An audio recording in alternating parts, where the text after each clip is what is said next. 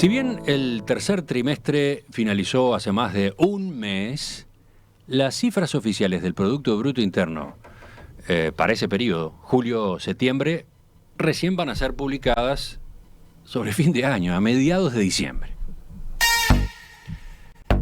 De todos modos, varios indicadores parciales han ido publicándose en los últimos meses y permiten tener una aproximación, una primera idea de lo que fue la evolución de la economía uruguaya en el tercer trimestre del año. Interesa, ¿no? Interesa porque estamos saliendo de un cimbronazo fuerte. Entonces, bueno, para repasar las últimas cifras disponibles, para conversar sobre las perspectivas en materia de actividad económica, estamos con la economista Florencia Carriquiri, socia en Exante. Florencia, ¿qué tal? Buen día. Buen día, Emiliano, ¿cómo estás? Como punto de partida, capaz que vale la pena comentar brevemente qué marcaron los datos oficiales del PBI en el primer semestre del año, ¿verdad? De enero a junio. A junio.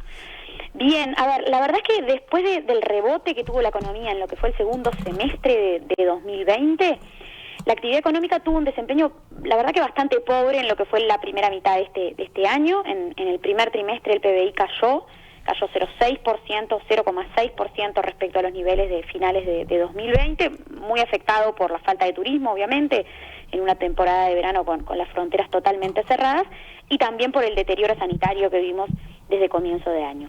Luego en el segundo trimestre, y pese a que la situación sanitaria además siguió complicándose, la verdad es que la economía tuvo una recuperación, incluso mostró un mejor desempeño de lo que esperábamos en Exante. Los datos del Banco Central marcaron que el PBI creció, de hecho, casi 1% en abril-junio frente al trimestre inmediato anterior.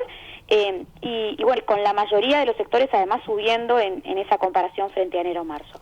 De todos modos, entonces, pese a ese mejor desempeño en el segundo trimestre, lo cierto es que en el transcurso de la primera mitad del año el PBI acumuló un crecimiento de apenas 0,3% respecto de los niveles de finales de 2020, y en abril-junio estaba todavía 3% por abajo de los niveles prepandemia de finales de 2019.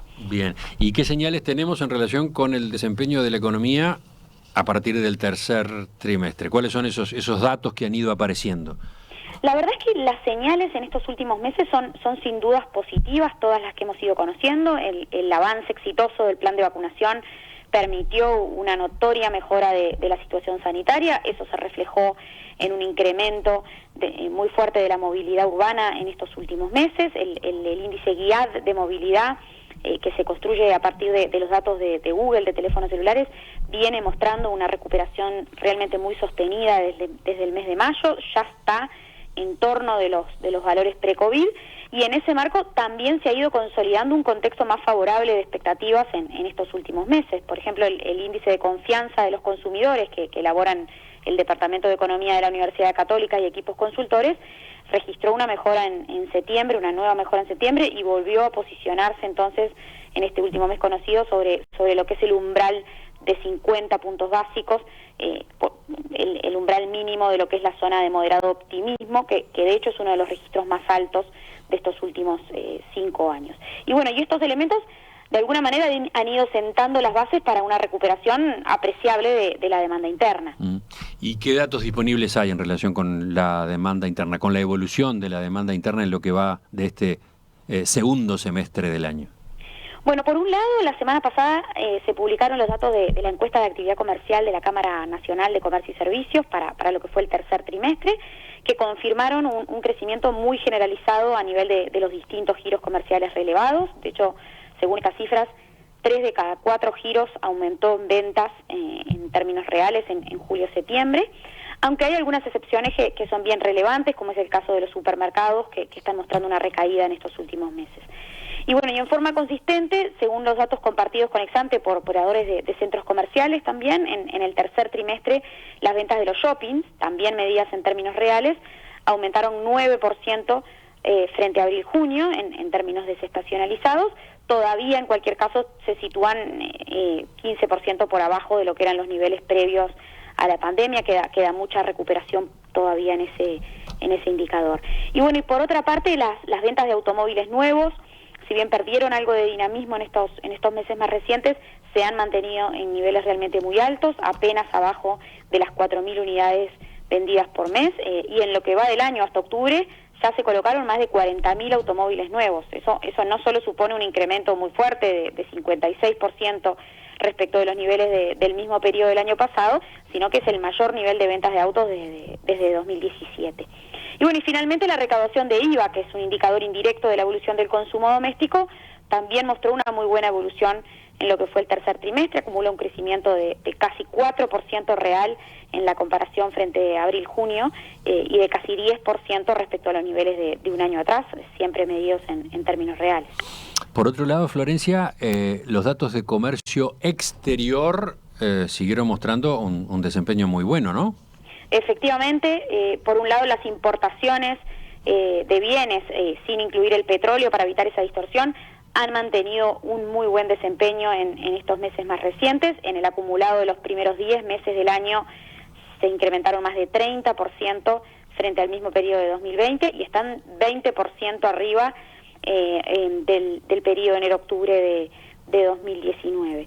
Y por otro lado, las exportaciones, si bien frenaron el ritmo de suba en estos últimos meses, realmente están en niveles muy altos. Las últimas cifras de Uruguay 21 marcan que las exportaciones de bienes, incluyendo lo que sale desde las zonas francas, tuvieron una suba interanual de casi 17% en octubre, y llevan acumulada una suba de 35% en lo que va del año en esta medición en dólares. Eso en parte refleja la mejora de los precios de los commodities, pero también es resultado de realmente un muy buen desempeño a nivel de los volúmenes exportados, sobre todo a nivel de algunos rubros claves como la carne, como los lácteos o como la celulosa, que han ido teniendo un muy buen dinamismo y han contribuido a compensar la caída de las ventas de soja, que tuvieron su origen, digamos, en los malos resultados productivos de la última zafra, y el descenso a nivel del arroz también, que se ha visto muy afectado por la crisis logística global. En definitiva, Emiliano, la demanda externa se ha mantenido realmente muy firme y eso está contribuyendo al crecimiento del sector transable de la economía. Estamos viendo muy buenas cifras, tanto a nivel de la actividad agropecuaria como de la industria manufacturera. Vayamos por ahí, si te parece, Florencia. ¿Qué dan los últimos datos disponibles sobre el sector agropecuario? Después de una primera parte del año en que, la falta de lluvias afectó las zafras de verano, la verdad es que estamos viendo un muy buen desempeño del agro en esta segunda mitad del año. En lo que refiere a la agricultura, las áreas de invierno tuvieron un crecimiento muy importante, tanto a nivel del trigo y la cebada como de la colza. Todo hace indicar además que los rendimientos van a ser buenos. Y al mismo tiempo tenemos a la faena bovina en niveles récord en los últimos meses, arriba de las 220.000 cabezas por mes, y la remisión de leche también ha seguido creciendo, un ritmo promedio mensual de 5 o 6%, y finalmente el dinamismo de las exportaciones de productos forestales en estos últimos meses también son una señal de una extracción de madera que también se ha mantenido firme en lo que va del año. Y si vamos a la industria manufacturera, ¿qué muestran los últimos datos que se pueden conseguir? Bueno, las cifras publicadas por el INE la semana pasada marcaron que en septiembre la producción del núcleo industrial, que es el indicador de producción de la industria manufacturera sin considerar las ramas de la refinería, de la producción de celulosa y de la rama de elaboración de alimentos diversos, registró una suba interanual de casi 10%, y realmente se mantuvo estable frente a los datos de agosto en términos desestacionalizados, en niveles que son similares a los de la primera parte de 2014, es decir, en el anterior pico para la industria manufacturera. Y además, Emiliano, más del 70% de las ramas industriales que releva el INE están creciendo en estos últimos meses. Ese es un porcentaje realmente alto en comparación a los últimos años y confirma entonces una recuperación que está siendo muy generalizada, muy transversal, digamos, al interior de la producción industrial. Entonces, Florencia, a partir de estas cifras que has ido manejando, y antes de terminar, ¿qué estimación tienen ustedes? ¿Qué evolución habría tenido la economía uruguaya en el tercer trimestre del año? ¿Qué proyecciones manejan en ex-ante para el PBI en el conjunto del 2021 y ya que estamos del 2022? A ver, la verdad es que a la luz de todos estos datos, en ex-ante estimamos que la economía habría mantenido un crecimiento firme de en torno al 1% trimestral en julio-septiembre y que volvería a crecer en el cuarto trimestre, completando una expansión de 3,5% en el promedio del año. Y para 2022 esperamos un crecimiento realmente muy similar en magnitud. Si estos pronósticos se confirman, la economía uruguaya va a estar recuperando o estaría recuperando ya los niveles de actividad prepandemia entre estos finales de 2021 y el comienzo de 2022, aunque con situaciones diferentes por sector. De hecho, hay algunos sectores como la industria, el agro o la construcción al impulso del proyecto de UPM que ya están desde hace algunos meses por arriba de lo que eran los niveles prepandemia. ¿Qué está pasando con la actividad económica en el segundo semestre del año? ¿Qué es lo que indican los datos que han ido divulgándose y que son parciales? Bueno, de eso conversábamos esta mañana con la economista Florencia Carriquiri de Exante. Florencia, gracias y hasta la próxima. Nos reencontramos con ustedes en estos días con otro tema.